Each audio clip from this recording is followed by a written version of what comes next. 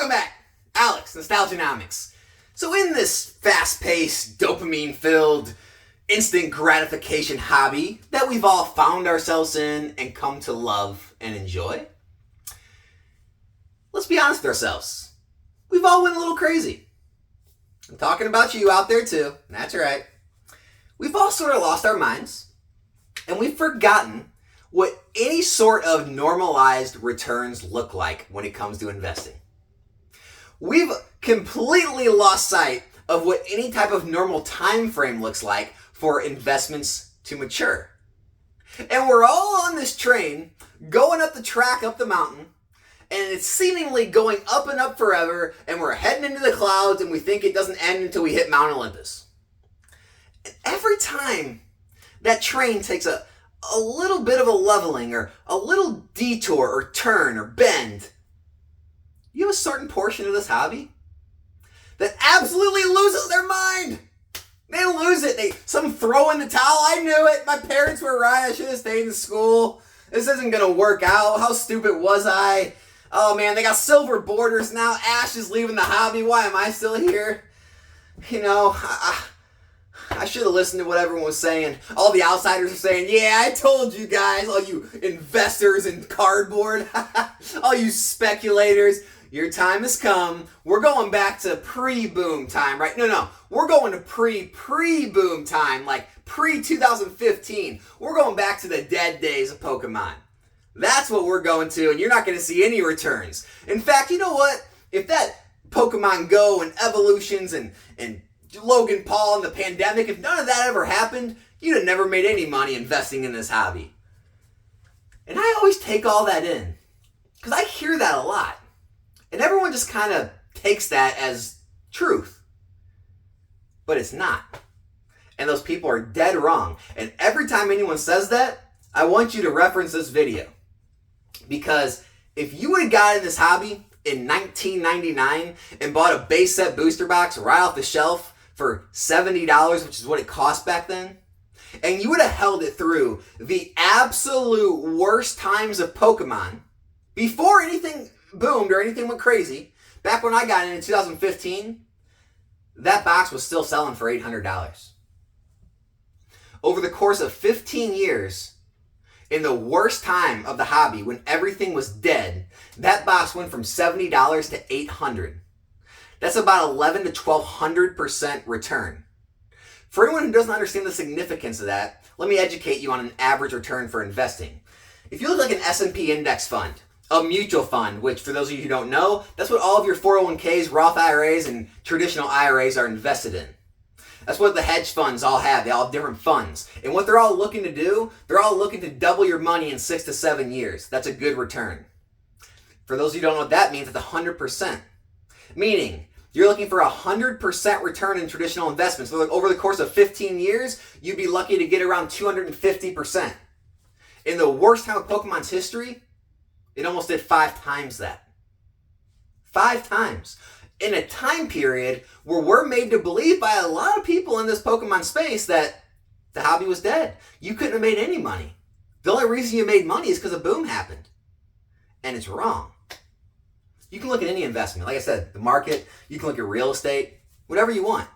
Now, someone can always find a one-off. They can pull out a Bitcoin. They can pull out some area where the whole area blew up and real estate went up 1,000%. You can talk about getting in Amazon when it was a brand new company. There's always one-offs. But on average, you wouldn't have made anywhere near what you would have made in Pokemon anywhere else, even in the worst time of the hobby.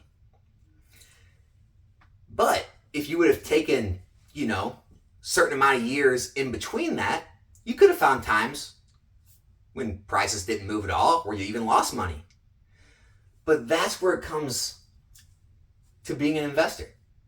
To having those diamond hands, whatever you want to call them, and being able to hold through the turbulence. Another example, that Yu-Gi-Oh! 25th anniversary box is getting released that I'm sure a lot of you know about. That same box basically was released in 2013. Now in 2013 it was $20 at retail. When I got back into Pokemon, I started opening all kinds of stuff. Yu-Gi-Oh! Was one of them.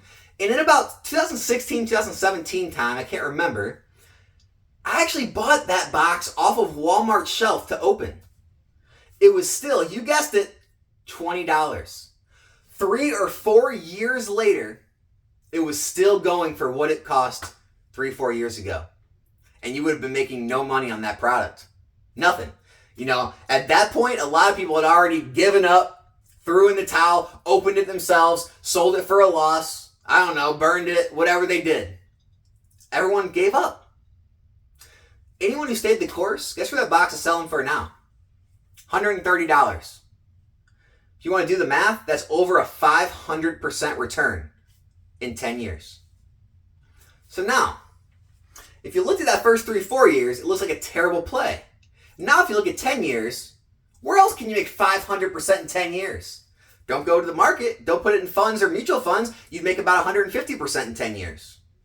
Where else are you making 500%? Maybe if you get real lucky in a certain real estate play, put money in Bitcoin. Other very, risky plays could do the same thing. And I think people lose sight of that. And that's what we're seeing right now, is especially with the Scarlet and Violet, people, it's almost getting back to the, whole Battle Styles, Chilling Reign, Fusion Strike days, where everyone said, these are dead for a long time. These are going to be sitting at $80 or under $100 for years. It took a matter of months for them to get up to profit level. And everyone's so worried about Scarlet and Violet because there's a lot of supply available. The hits aren't that good. There's just nothing to pull. So the cards inside make the product not valuable. Go back and look at XY base right now. There's 2 cards of any real value. It's the Full Art Blastoise and the Full Art Venusaur. They're going for about $50 a piece raw. The box is worth nearly $1,100. So obviously, the value of the sealed product has nothing to do with the cards inside, or at least very little to do with it. So what else is it? The supply?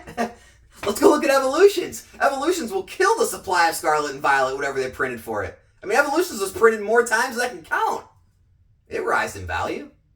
So what else you got? Well, what else are we going to say about Scarlet and Violet base that's going to make it impossible for that set to move in the future and gain value?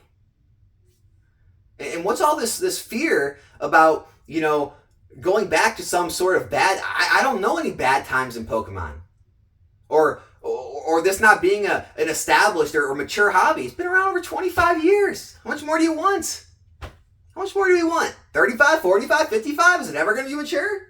Or are we ever going to be able to look at, a face of a Pikachu on a card and really take it serious as an investment? And what it really comes down to is we've been ingrained in our brains to not be able to invest. I'll tell you why. Let me ask you one simple question. From the time you were a kid all the way till now, where does money come from? Work.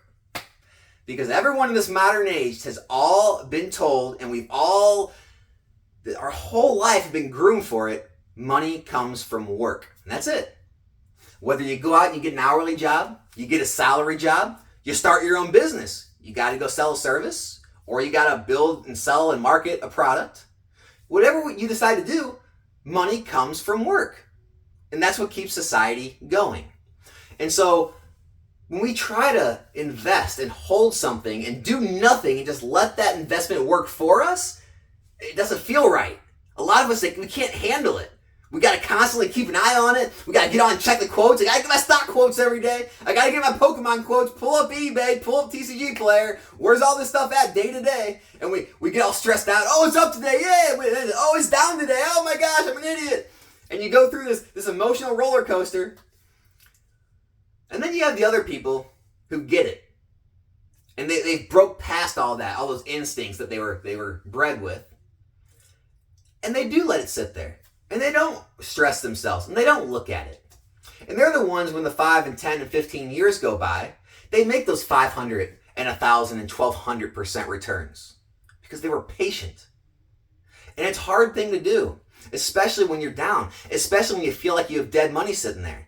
When you buy something and a year later it hasn't moved or it's negative. And you feel like a failure. and your friends or your family ask you about it, you got to tell them, well, no, it's not going too well. And then you got to hear them tell you, I told you that wouldn't work. Yeah, you need to get your money out of that. Put it back in something safe. I told you that was a stupid idea. You shouldn't listen to those people on YouTube and on the Instagrams and TikToks. They all know what they're talking about. And that's why a lot of people fail. And then the other people fail because, like I said before with the Yu-Gi-Oh products, they'll have it sitting there 2, 3, 4 years. They'll say, you know what?